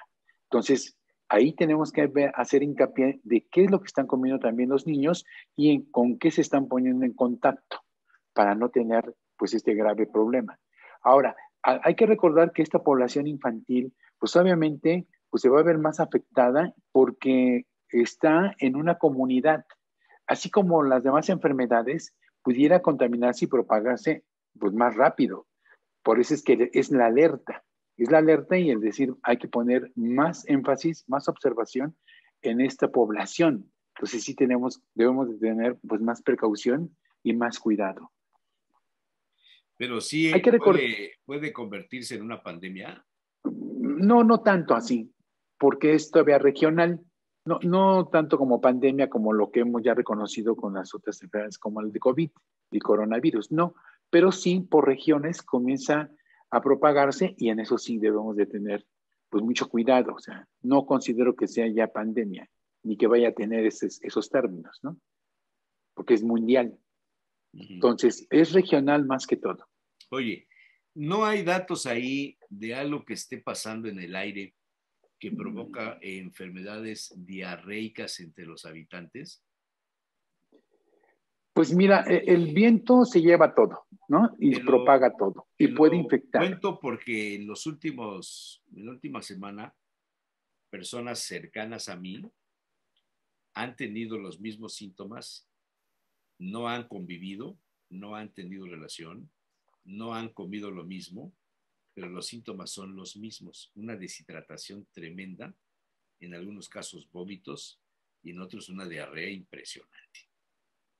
Y no hay fiebre, sí, no hay infección, porque cuando hay infección hay fiebre, ¿no? Sí. Cuando No, no no hay... necesariamente. Ah, no necesariamente. O sea, las diarreas pueden ser bacterianas, pueden ser por virus y pueden ser por un parásito, ¿sí? Y de acuerdo a lo que se va encontrando, tenemos que atacar. Pero Lo de primero pronto que que hacemos, tantas personas tengan eso, me asombró. sí, es posible que sea alimento mal refrigerado, poca tolerancia, Pero y personas eso es lo que está afectando. que no han convivido entre ellas, o sea, no hubo una convivencia, que le contagió a la otra, al otro, no. Casos aislados, pero con los mismos síntomas. Me dio curiosidad porque por lo menos 6 personas conozco que la última semana exactamente lo mismo. Sí, sí, más que todo puede ser alimentaria, ¿no? El proceso diarreico puede ser alimentario y decimos hay una gastroenteritis. Algo me afectó, algo me irritó. ¿Te Entonces, acuerdas que desde hace alimentos, años decían que cuando entraba la primavera había que cuidarse porque el aire trae la cantidad de bacterias del campo y entonces hay una serie de condiciones que a los alimentos, las jícamas, el pepino, lo que acabas de cortar, se le pegan todas las bacterias, todo lo que anda ahí volando. El hielo, hay otra circunstancia ahí que el hielo te puede generar, no mata a los bichos y eso te puede generar también algún problema. El pescado que ya en este mes, en mayo, ya no se debe consumir según los datos de los que saben de esto, que solamente el mes con R, ¿no? Sí, sí, sí, yo creo que más que todo es refrigeración, los cuidados de higiene y el viento pues propaga muchas cosas. Entonces debemos de tener mucho cuidado. Ahora, no debemos de meter antibióticos ni antidiarreicos en estos procesos porque no sabemos el origen de la diarrea. Para eso tendríamos que hacer un cultivo del excremento para determinar, a los 3-5 días, una vez que se cultiva, ver el por qué te dio la diarrea. Pero lo primero, como todas las diarreas, tiene que ser a través de una buena hidratación, a través del agua, a través de las soluciones de sueros, tomados, ingeridos. Si no, en su caso, se pone ya en la vena, intravenosos. Pero lo Cuando hay importante es una la diarrea, hidratación. lo común y corriente es hidratarte, ¿no? Sí. ¿Cómo se llama esto que te venden en la farmacia? Suero, Pedialite, suero. ¿Eso sirve de algo? Sí, sí, ¿Por qué? ¿Para qué sirve tiene eso? los iones. Yo he Tiene visto sodio, que eso cloro. se lo toman los que agarran una borrachera tremenda y al día siguiente están crudos y se toman el Sí, Pedialite o no sé exacto. cómo se llama, el Red Bull o no sé cómo se llaman esas otras cosas. O sea, por ahí va el tema o nada más agua, como tú siempre dices que agua, toma agua, pero Agua, no sé si sí, nada más agua. sí. ¿Por qué te da la resaca? Porque Bueno, eso es por el alcohol, pero cuando no es por alcohol, es nada más la diarrea por una enfermedad. Sí, sacando el comentario del por qué después de tomar, nosotros en ese momento, una vez que dejamos de tomar en la noche, 2, 3, 4 de la mañana, dices, ahora comienza a tomar agua, porque el alcohol te deshidrata y al otro día te da la resaca, la cruda. Bueno, antes de que vayas a dormir, otra vez vuélvete a hidratar para que no te dé la resaca. Los que no lo hicieron así, al otro día dicen, necesito agua y necesitas tomar mucha agua porque estás deshidratado. Ahora me voy a la enfermedad. La enfermedad tiene que recuperar el intestino, la flora intestinal y a través de los líquidos. El agua es sumamente importante. Dicen que los árabes lo hacen a través del caldo de pollo. No toman otra cosa más que caldo de pollo y con esto se están hidratando y mejorando la flora intestinal. Es verdad. Sí, pero con los pollos de hoy día que tienen hormonas y todas estas cosas, ¿es recomendable tomar el caldo de pollo? Yo creo que sí. No sé cuántas hormonas tengan los pollos, pero yo creo que sí, tienen que ser así, de esa manera. Pero más que todo es el líquido lo que esté ingiriendo. Entonces, es importante una buena hidratación en cualquier diarrea. Están prohibidos los antidiarreicos. Oye, pero estoy yendo muchas veces al baño. Sí, están desechando lo que el cuerpo no quiere. Saques todo lo que tienes ahí, está limpiándose, digámoslo de esa manera. Sí, así es. Y está barriendo con la flora intestinal, lo sabemos. Por eso es que sale líquido y no hay quien absorba. Por eso es que sale líquido en la evacuación. pero necesitamos estar hidratando por un lado y sacando por el otro lado. Entonces, el cuerpo va a desechar lo que es extraño, lo que siente que le está perjudicando. Por eso es importante sí ubicar a nuestros pacientes y decir la recomendación es hidratación. No uses antibacterianos, no uses antidiarreicos, porque estás frenando esa salida de lo que ya no quiere el cuerpo. El vómito es lo mismo. El antidiarreico, ¿cuál es? Por tener idea de los... Kaopectate. Ajá, Treda. Uno de esos frascos que te... Ajá. Kaopectate, Treda. Están prohibidos, en verdad. Pero pues el paciente dice, ¿no me vas a dar mi antidiarreico? A veces lo das, pero dices, nada más como que hoy, ¿no? Unas horas nada más. Pero están prohibidos porque estás deteniendo una salida. Ya. ¿Cómo ves, Olinto, de lo que acabamos hablando? No, pues sí. De las diarreas. Bueno. No, Fíjate que pues... sí es importante tomar en cuenta los procesos que el mismo cuerpo tiene para deshacerse de lo que le está haciendo daño. Entonces, si yo impido eso, y tengo entendido, no sé, tú me corregirás, Víctor, que las temperaturas, bueno, la calentura, la fiebre, en cierto grado, también no hay que interrumpirlo porque hasta donde sé, por ejemplo, en un proceso de infección en vías respiratorias o en otro lado, la fiebre sube para impedir que los virus o las bacterias se sigan replicando. ¿Sí? Entonces, claro, que hay un nivel donde ya es muy peligroso. ¿Cómo? ¿El calor sí, de la fiebre es el que hace el que no se calor hasta reproduzcan los sí. virus? Ah, Sí, mira, eso sí, no lo fíjate que sabía. esto lo vi en un programa de National Geographic muy interesante sobre el cuerpo humano. El calor implica que el virus se detenga en su replicación. Entonces, si yo impido, no sé, las abuelas decían, no, pues a veces su trapito acá en el estómago, incluso tienen algunos mecanismos en los hospitales para bajar la temperatura y no es precisamente con medicamento.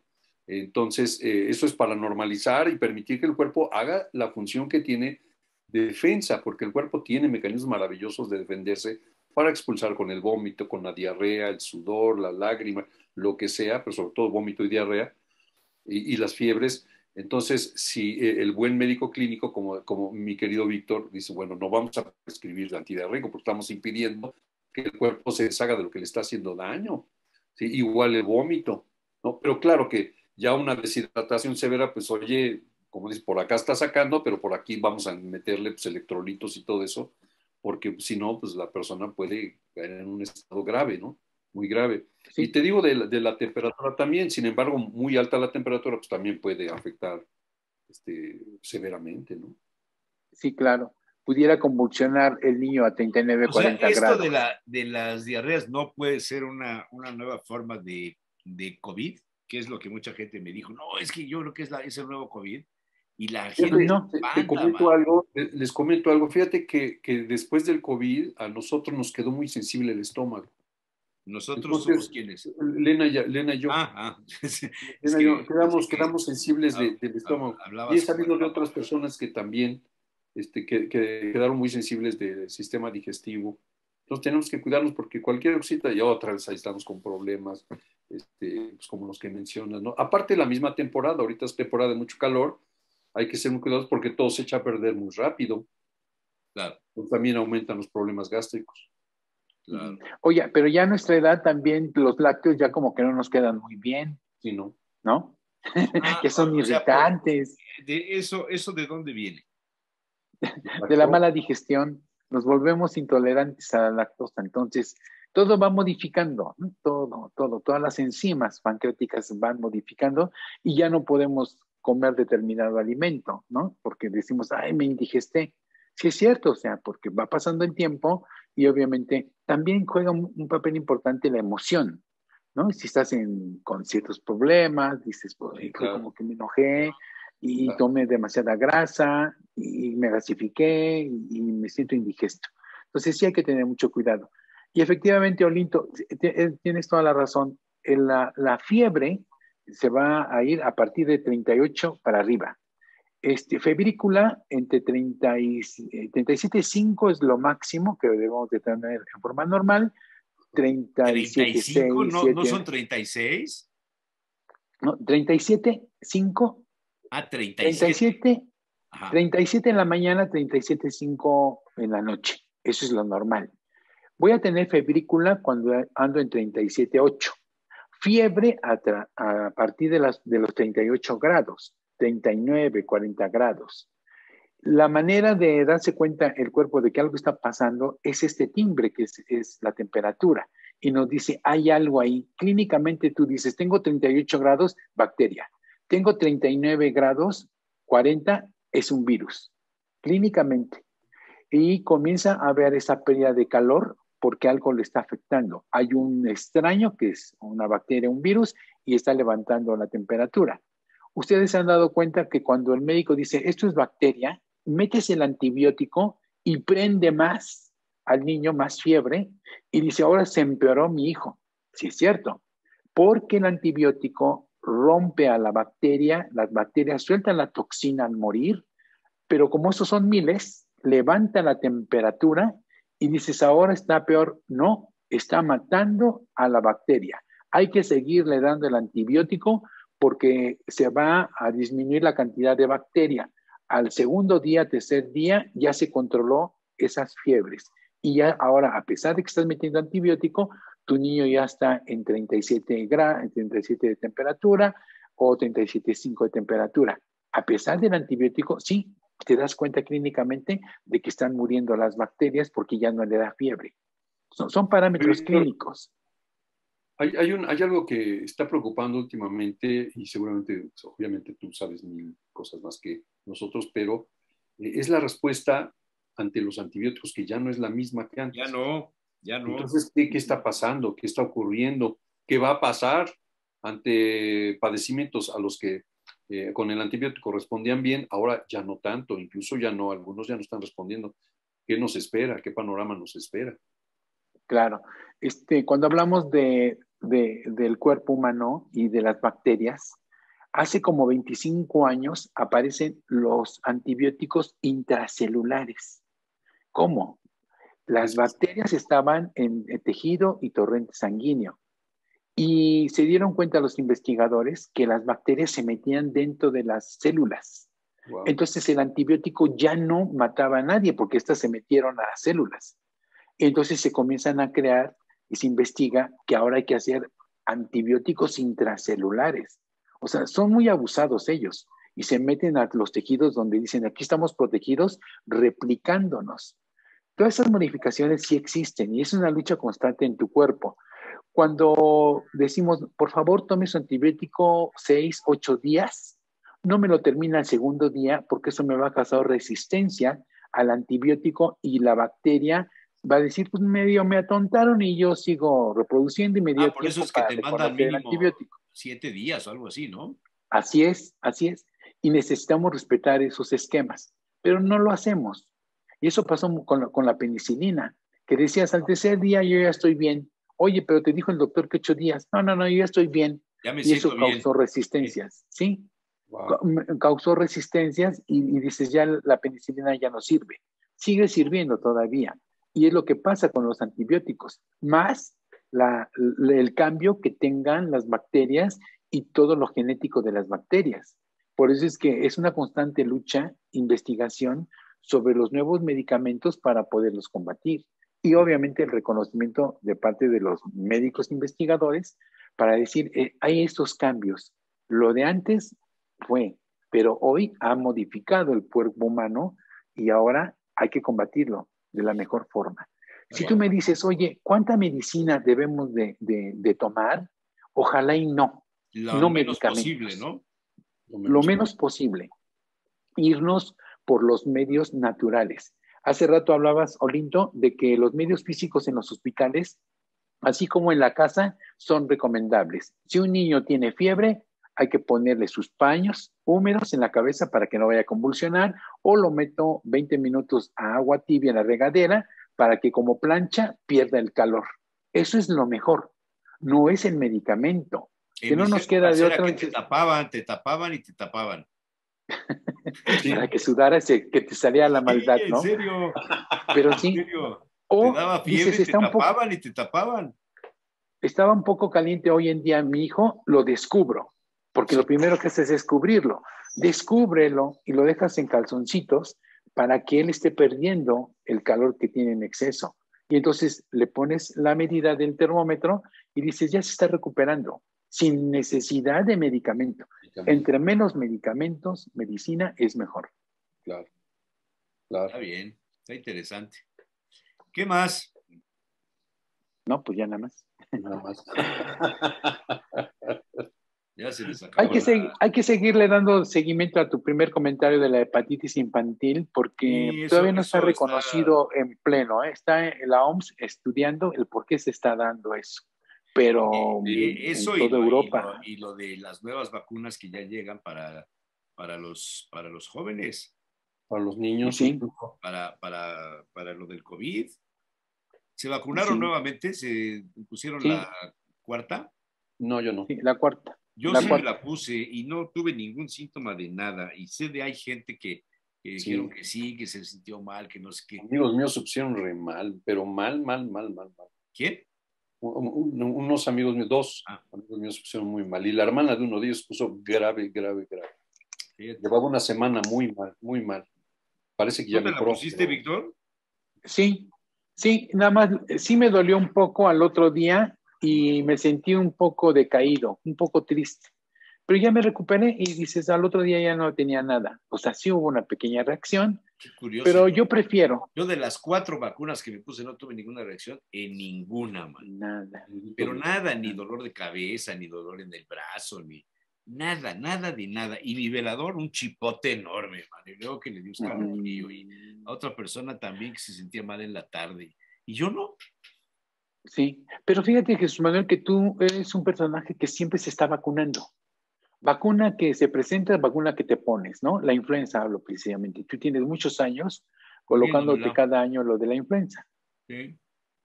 ¿Sí? Entonces yo creo que tu cuerpo comienza a modificarse. Los que no se han puesto vacunas o las menor cantidad, yo creo que reaccionan, ¿no? Yo creo es esa parte, la modificación del sistema inmunológico.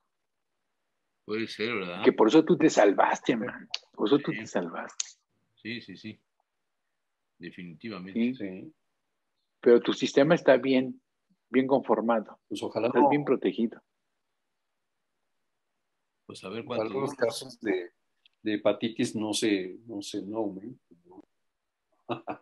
Ojalá muchos años. Sí. Se está hablando de que las infecciones de las mascotas sí se va a pasar al ser humano, ¿verdad? Lo que acaba de pasar en Oriente. Y dices, sí es cierto, las infecciones de nuestros animales pueden transmitirse al ser humano. Como lo del SIDA, ¿no? El virus pues, estaba existiendo en los monos y pasó al ser humano. ¿De qué forma? No lo sé. Nadie lo va a saber. Pero yo creo que ese es el futuro. Tengamos mucho cuidado con los procesos de infección que tienen nuestras mascotas y que no nos vaya a propagar a nosotros. Porque hay una transformación. Sí, claro. Sí. Claro. En fin, pues hay que estar muy alertas. Muy bien. Muy bien. Pues si no tienen otra cosa. No, al contrario, muchísimas gracias. Don Olinto. Por ahí supe también que, no recuerdo si alguien de la OMS dijo que también puede ser previsible que el virus de ébola también se extienda. Pues eso salió hace rato, sí. Sí, bueno, yo lo leía apenas hace 2-3 días. Dije, ay, nanita, eso es terrible. Y la gripe aviar también, otra vez. Sí. En Estados Unidos, ¿no? Sí, ojalá. Está bien. Pues ya estamos víctimas de muchas pandemias. Muchas cosas. Y además la espada de Damocles con las amenazas nucleares, pues está muy fuerte, ¿no? No sabemos que ojalá y no el conflicto de Ucrania y Rusia no escale a esos niveles, pero ojalá.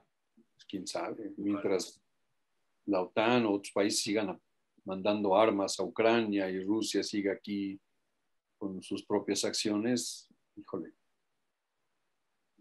es un botoncito de diferencia. Muy bien. Pues bueno, señores, muchas gracias. Hoy al contrario, muchas gracias. Hoy fue breve. Nos estaremos viendo la próxima semana. sustancioso y breve. Muchas gracias. Gracias, Víctor. Gracias, doctor Víctor Gómez. Nos vemos la próxima semana. Muchas gracias. Abrazos, nos vemos. Chao.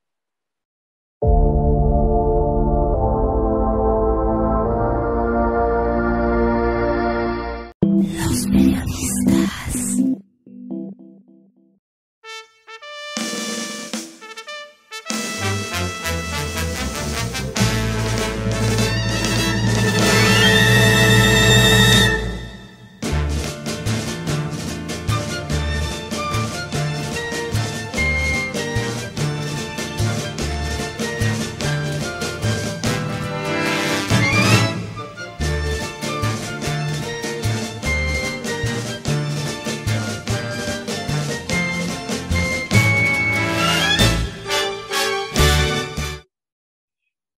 El aventurero había retomado sus paseos matutinos, aprovechando el buen clima y las condiciones de las calles de la ciudad. Ahora pueden ser caminadas como hacía muchos años no era posible. La presencia de los vendedores ambulantes, el desorden, habían invadido los espacios de los ciudadanos. Y así Salah Caín se dedicó esos días a dar paseos por el centro histórico y recordando los sitios antes emblemáticos donde los poblanos acudían. Moloterías, torterías, algunas cantinas, sitios donde era posible consumir algún cóctel de mariscos o un chile atole nocturno. La sociedad de Puebla tenía en el centro de hace décadas espacios de convivencia desplazados hoy por las franquicias. Las modas de los millennials, la llegada de marcas y tendencias gastronómicas ajenas a la tradición poblana, en aras de beneficiar al extranjero, al turista, no siempre motivo de enseñarle nuestras riquezas, sino adaptarla para ellos. Para su asombro, el taco al pastor ha inundado las calles. Frente a la catedral se alza un enorme negocio donde se ofertan los trompos rojos de carne de cerdo. Las tortas de Meche solo conservan el nombre, no la tradición de hacerlas diferentes en la década de los 40, 50 y hasta los 60 quizá.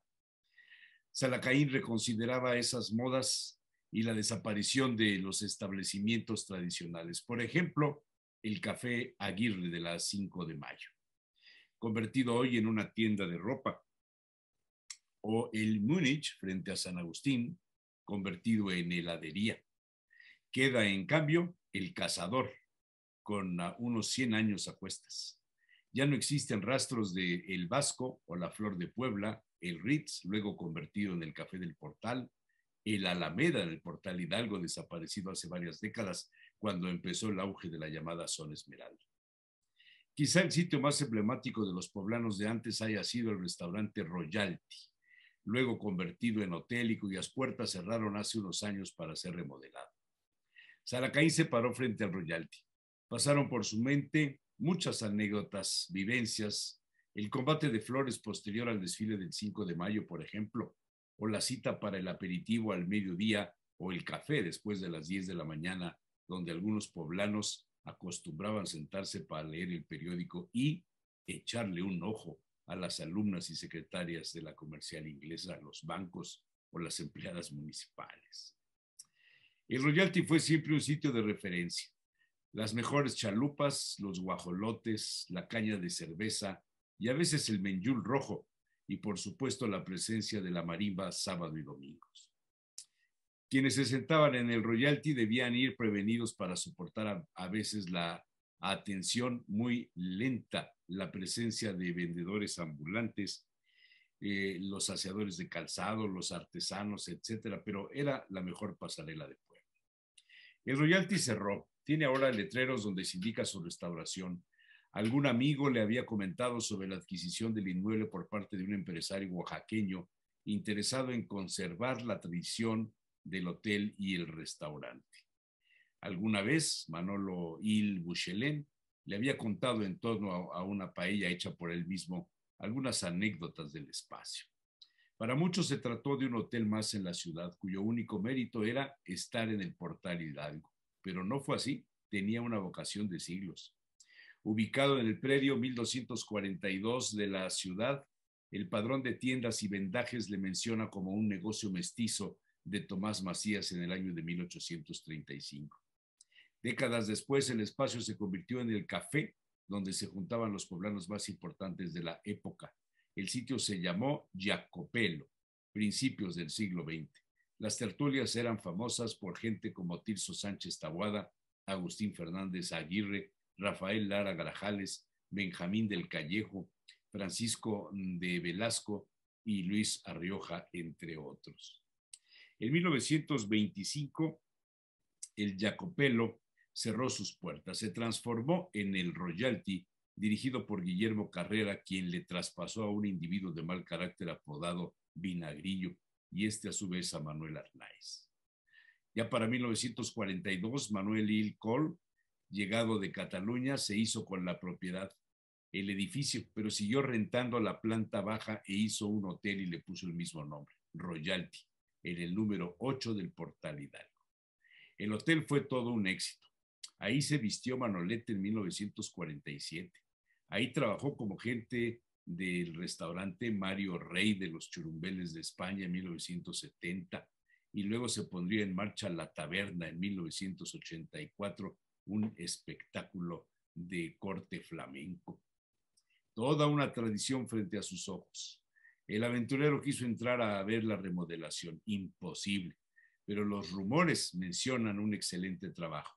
El Royalty, escenario de grillas políticas, negocios, amenazas de muerte, noviazgos, divorcios y quién sabe cuántas cosas más, está de vuelta.